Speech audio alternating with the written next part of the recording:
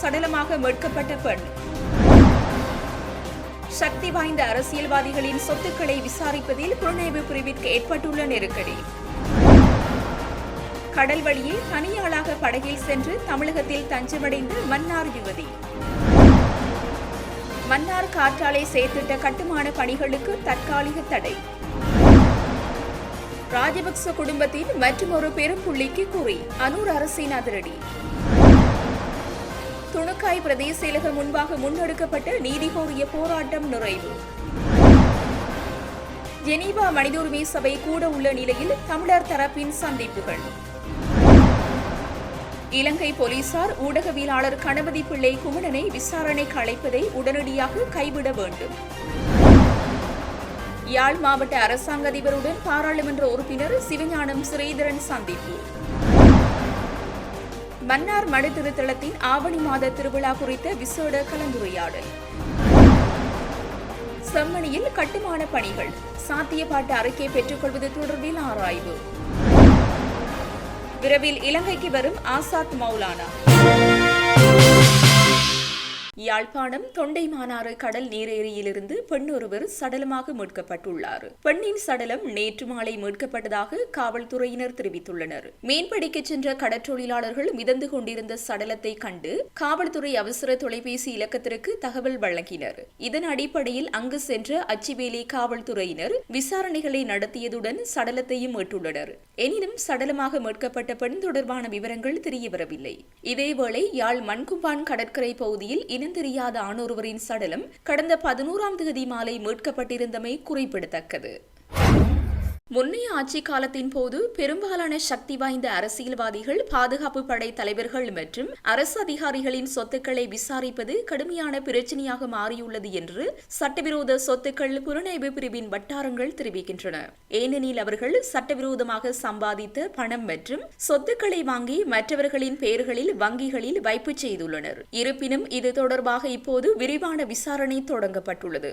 மேலும் இந்த அரசியல்வாதிகள் மற்றும் அரசு அதிகாரிகள் மீது முழுமையான விசாரணை நடத்தப்படும் என்று அந்த வட்டாரங்கள் கூறுகின்றன. முன்னாள் அமைச்சர்கள் எம் சந்திரசேன மற்றும் சாமர சம்பத் ஆகியோர் வரும் நாட்களில் சட்டவிரோதமாக பணம் மற்றும் சொத்துக்களை சம்பாதித்தமை தொடர்பாக விசாரிக்கப்பட உள்ளனர் என்று சட்டவிரோத சொத்துக்கள் புலனாய்வு பிரிவின் வட்டாரங்கள் தெரிவித்தன. இதுவரை முன்னாள் அரசியல்வாதிகள் மற்றும் பாதுகாப்பு படை தலைவர் உட்பட 26 சக்தி வாய்ந்த நபர்கள் சட்டவிரோதமாக சொத்துக்களை வாங்கியது குறித்து விசாரணைகள் தொடங்கப்பட்டுள்ளன. இந்த அரசியல்வாதிகள் மற்றும் பிற சக்தி வாய்ந்த நபர்களுக்கு சொந்தமான சொத்துக்கள் மற்றும் பிறரின் பெயர்களில் வாங்கிய சொத்துக்கள் குறித்தும் விசாரணைகள் தொடங்கப்பட்டுள்ளதாக காவல்துறை வட்டாரங்கள் தெரிவிக்கின்றன. மன்னாரில் இருந்து பெண்ணொருவர் இன்று அதிகாலை கடல் வழியாக படகு மூலம் சென்று தரையிறங்கி தமிழகத்தின் அரிச்சல்முனையை தஞ்சமடைந்துள்ளார். மன்னார் மாவட்டம் தலைமன்னார் கிராமத்தில் இருந்து இன்று அதிகாலை 1 மணியளவில் 2 லட்சம் ரூபாய் பணம் கொடுத்து அரிச்சல்முனையை மேற்படி பெண் சென்றடைந்துள்ளார். அவர் தற்போது மண்டப மெரைன் காவல் நிலையத்தில் தடுத்து வைக்கப்பட்டுள்ளார். மன்னார் காற்றாலை செயற்திட்ட கட்டுமான பணிகளுக்கு நீதிமன்றம் தடை விதித்துள்ளது. மன்னார் மாவட்டத்தில் இடம்பெற்று வரும் காற்றாலை 2ஆம் கட்ட செயற்திட்டத்திற்கு எதிராக மன்னார் மாவட்டம் மாத்திரம் இல்லாமல் பல்வேறு மாவட்டங்களிலும் தொடர்ச்சியாக போராட்டங்கள் இடம்பெற்று வருகிறது. இந்நிலையில் காற்றாலை செயற்திட்டத்தின் கட்டுமான பணிகளவையும் இனி இடம்பெறாது என மன்னார் நீதவான் நீதிமன்றத்திற்கு போலீசார் உத்தரவாதம் ஒன்றையும் வழங்கியுள்ளனர். வழங்கிய உத்தரவாதத்திற்கு அமைவாக தற்போது மன்னார் எல்லையில் நிறுத்தி வைக்கப்பட்டுள்ள காற்றாலை பாகங்கள் மாத்திரம் மன்னார் மாவட்டத்திற்குள் அனுமதிக்க மன்னார் நீதவான் நீதிமன்றம் உத்தரவு பிறப்பித்துள்ளது. மன்னார் போலீசாரால் நேற்றைய தினம் மன்னார் நீதவான் நீதிமன்றத்தில் போராட்டக்காரர்களுக்கு எதிராக தடை உத்தரவு பெறும் நோக்கில் தொடுக்கப்பட்ட வழக்கின் போதே மேற்கண்ட உத்தரவு பிறப்பிக்கப்பட்டுள்ளது.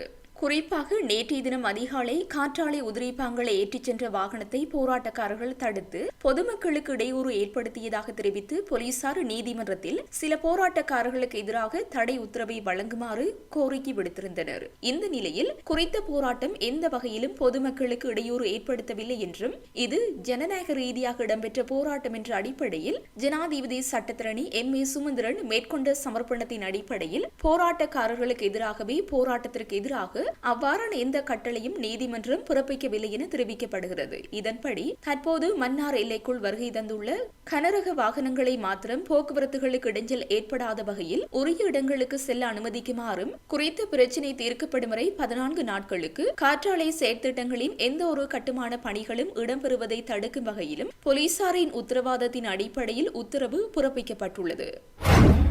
ரஷ்யாவுக்கான முன்னாள் இலங்கை தூதுவர் உதயங்க வீரதுங்க மற்றும் அவரது மனைவியிடம் குற்றப்புலனாய்வு திணைக்களம் நேற்று வாக்குமூலங்களை பதிவு செய்துள்ளது. சர்ச்சைக்குரிய மிக்ரக விமான கொடுக்கல் வாங்கல் தொடர்பிலான விசாரணைகளுக்காக வாக்குமூலம் பெறப்பட்டுள்ளது. இது தொடர்பான விசாரணைகளை மஹிந்த அரசாங்கத்தின் போது நிறுத்தப்பட்டுள்ள நிலையில் சமகால அரசாங்கத்தின் கீழ் விசாரணைகள் மீண்டும் ஆரம்பிக்கப்பட்டுள்ளது. 2007ஆம் ஆண்டு இலங்கை விமானப்படைக்காக உக்ரைனிலிருந்து மிக்-27 ரக போர் விமானங்களை கொள்வனவு செய்ததில் சுமார் 7.833 மில்லியன் அமெரிக்க டாலர் அரச நிதி தவறாக பயன்படுத்தப்பட்டுள்ளதாக கண்டறியப்பட்டுள்ளது. இது தொடர்பில் எழுந்த குற்றச்சாட்டு தொடர்பாக இந்த விசாரணை நடத்தப்பட்டு வருகிறது. உதயங்க வீரதுங்கவும் ராஜபக்ச குடும்பத்தின் மிகவும் நெருக்கமான உறவினர் என்பது குறிப்பிடத்தக்கது. துணுக்காய் பிரதேச செயலகம் முன்பாக நேற்றைய தினம் போராட்டத்தில் ஈடுபட்டவரை சந்தித்த பிரதேச ஒருங்கிணைப்பு குழு தலைவரும் நாடாளுமன்ற உறுப்பினருமான செல்லத்தம்பி திலகநாதன் கலந்துரையாடி போராட்டத்தை நிறைவுறுத்தி வைத்தார். நேற்று முன்தினம் காலை 6 கோரிக்கைகளை முன்வைத்து நீதி கோரி துணுக்காய் பிரதேச செயலகம் முன்பாக குடும்பஸ்தர் ஒருவர் உணவறுப்பு போராட்டத்தில் ஈடுபட்டிருந்தார். துணுக்காய் பிரதேச செயலகம் தனியார் முதலாளிகளிடமிருந்து இதுவரை லஞ்சமாக பெற்ற அனைத்தையும் மீள கையளிக்க வேண்டும், பிரதேச செயலக ஆளுகைக்குள்ள மக்கள் அனைவரும் சமமாக மதிக்கப்பட வேண்டும் உள்ளிட்ட கோரிக்கைகளை முன்வைத்தே அவர் போராட்டத்தில் ஈடுபட்டார். இதனிடையே நேற்று முன்தினம் காலை தொடங்கிய போராட்டம் நள்ளிரவு தாண்டி நேற்று பிற்பகல் வரை இடம்பெற்றிருந்தது. இந்த நிலையில் குறித்த சம்பவம் தொடர்பில் கேட்டறிந்து கொண்ட பிரதேச ஒருங்கிணைப்பு குழு தலைவரும் நாடாளுமன்ற உறுப்பினருமான செல்லத்தம்பி திலகநாதன் சம்பவ இடத்திற்கு நேரடியாக வருகை தந்து துணுக்காய் பிரதேச செயலாளருடன் கலந்தாலோசித்துவிட்டு மாவட்ட செயலாளருடனும் உரையாடிவிட்டு உண்ணாவிரதம் இருக்கும் நபரை பிரதேச செயலாளருடன் சென்று சந்தித்து கலந்துரையாடினார். குறித்த நபரின் கோரிக்கைகளுக்கான விசாரணைகள் மாவட்ட செயலாளரால் ஆரம்பிக்கப்பட்டுள்ளதாகவும் அது தொடர்பிலான தீர்வுகள் தங்களுக்கு வழங்கப்படும் என்ற உறுதிமொழிக்கமையவும் உண்ணாவிரதம் இருந்த நபருக்கு பிரதேச ஒருங்கிணைப்பு குழு தலைவரால் பழச்சாறு வழங்கப்பட்டு நிறைவுறுத்தப்பட்டுள்ளது. இலங்கை போலீசார் ஊடகவியலாளர் கணபதி பிள்ளை குமணனை விசாரணைக்கு அழைப்பதை உடனடியாக கைவிட வேண்டும் என பத்திரிகையாளர்களை பாதுகாப்பதற்கான குழு வேண்டுகோள் விடுத்துள்ளது. கணபதி பிள்ளை குமணனை விசாரணைக்கு அழைப்பதை இலங்கை போலீசார் உடனடியாக கைவிட வேண்டும், தங்கள் துன்புறுத்தல்களை நிறுத்த வேண்டும், பத்திரிகையாளர்கள் பழிவாங்கப்படுதல் குறித்த அச்சமின்றி சுதந்திரமாக பணியாற்றுவதை உறுதி செய்ய வேண்டும் என சிபிஜியின் பிராந்திய இயக்குநர் ஃபக்லெக்ஜி வேண்டுகோள் விடுத்துள்ளார். நியாயபூர்வமான செய்தி அறிக்கையிலடுக்கு எதிராக பயங்கரவாத எதிர்ப்பு சட்டங்களை பயன்படுத்துவது போலீஸ் அதிகாரத்தை துஷ்பிரயோகம் செய்வதாகும், அச்சு ஊடக சுதந்திரத்தை மீறுவதாகும் என அவர் தெரிவித்துள்ளார். பாராளுமன்ற உறுப்பினர் சிவஞானம் ஸ்ரீதரன் அவர்கள் நேற்றைய தினம் காலை 9 மணிக்கு அரசாங்க அதிபர் மருதலிங்கம் பிரதீபன் அவர்களை அரசாங்க அதிபர் அலுவலகத்தில் சந்தித்து கலந்துரையாடினார். இதன்போது பன்முகப்படுத்தப்பட்ட வரவு செலவு திட்டம், நெடுந்தீவின் வீதி புனரமைப்பு மற்றும் சுற்றுலா அபிவிருத்தி, மாவட்ட அபிவிருத்தி மற்றும் குறிகட்டுவான் இறங்குதுறை அபிவிருத்தி தொடர்பான விவரங்களை அரசாங்க அதிபரிடம் கேட்டறிந்து கொண்டார். மன்னார் மடுத்திருத்தலத்தின் ஆவணி மாத திருவிழா திருப்பலிக்கான முன்னாயத்த நடவடிக்கைகள் குறித்த விசேட கலந்துரையாடல் மடுத்திருத்தலத்தில் நேற்றைய தினம் இடம்பெற்றுள்ளது.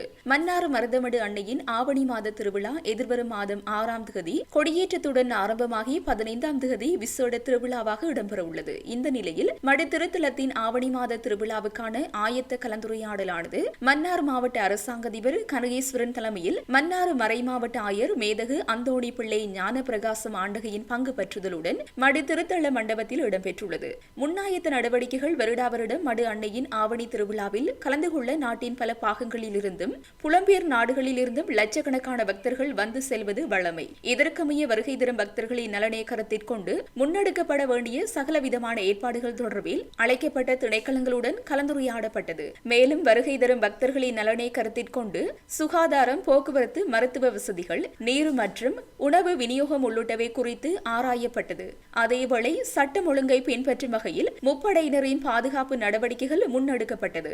எதிர்வரும் 6ஆம் தேதி மருதமடு அன்னையின் ஆவணி மாத திருவிழா கொடியேற்றத்துடன் ஆரம்பமாகி நவநாள் திருப்பலி ஒப்புக் கொடுக்கப்பட்டு 15ஆம் தேதி திருவிழா திருப்பலி கூட்டு திருப்பலியாக ஒப்புக் கொடுக்கப்பட உள்ளது. மன்னார் மாவட்ட அரசாங்க அதிபர் தலைமையில் இடம்பெற்ற குறித்த முன்னாயத்த கலந்துரையாடலில் மன்னார் மறைமாவட்ட ஆயர் மேதகு அந்தோணி பிள்ளை ஞான பிரகாசம் ஆண்டகை, குறுமுதல்வர் அருட்தந்தை தமிழ்நேசன் அடிகளார், மடு திருத்தல பரிபாலகர் அருட்தந்தை பெப்பி ஜோசி அடிகளார், அருட்தந்தை ராணுவம், போலீசார், கடற்படை அதிகாரிகள், பிரதேச செயலாளர்கள், வைத்தியர்கள் மற்றும் அழைக்கப்பட்ட திணைக்கள தலைவர்களும் கலந்து கொண்டுள்ளனர்.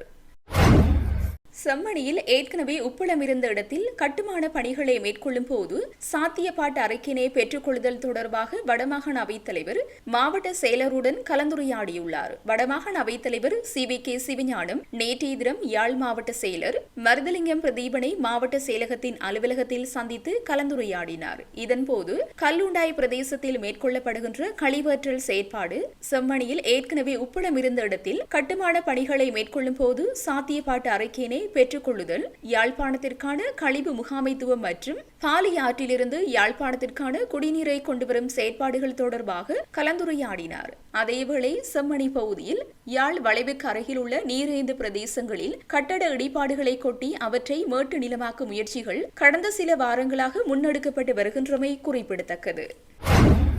தமிழ் மக்கள் விடுதலை புலிகள் அமைப்பின் முன்னாள் ஊடக செயலாளரான ஆசாத் மௌலானா வெகு விரைவில் இலங்கைக்கு வருகை தர உள்ளதாக தகவல்கள் வெளியாகியுள்ளன. உயிர்த்த ஞாயிறு தாக்குதல் சம்பவம் தொடர்பில் கிழக்கு மாகாண முன்னாள் முதலமைச்சரும் முன்னாள் ராஜாங்க அமைச்சருமான பிள்ளையான் எனப்படும் சிவினிசுதுரை சந்திரகாந்தனுக்கும் தொடர்புகள் இருப்பதாக ஆசாத் மௌலானா என்று அழைக்கப்படும் ஹன்சீர் முகமது பரபரப்பு தகவல்களை வெளியிட்டிருந்தார். அத்துடன் பிள்ளையானின் வேண்டுகோளின் பிரகாரம் பிள்ளையானுக்கு நெருக்கமான தான் உள்ளிட்ட குழு ஒன்று ராணுவ புலனாய்வு துறையின் முன்னாள் பணிப்பாளர் மேஜர் ஜெனரல் சுரேஷ் சாலியுடன் சந்திப்பொன்றை மேற்கொண்டிருந்ததாகவும் அவர் தெரிவித்திருந்தார். தற்போதைக்கு ஆசாத் மௌலானா வெளிநாட்டில் தலைமறைவாக வாழ்ந்து வரும் நிலையில் கடுமையான முயற்சிகளின் பின்னர் அரசாங்கத்தின் முக்கியஸ்தர்கள் அவருடன் தொடர்புகளை ஏற்படுத்திக் கொண்டுள்ளனர். அதன் பிரதிபலனாக உயிர்த்த ஞாயிறு தாக்குதல் தொடர்பான விசாரணைகளுக்கு ஒத்துழைக்கவும் அது தொடர்பில் விரிவான வாக்குமூலம் ஒன்றை வழங்கவும் ஆசாத் மௌலானா இலங்கைக்கு வர சம்மதம் தெரிவித்துள்ளதாக அறிய கிடைத்துள்ளது. வெகு விரைவில் அவரை இலங்கைக்கு அழைத்து வரும் செயற்பாடுகளை அரசாங்கம் முன்னெடுத்திருப்பதாகவும் தகவல்கள் தெரிவிக்கின்றன.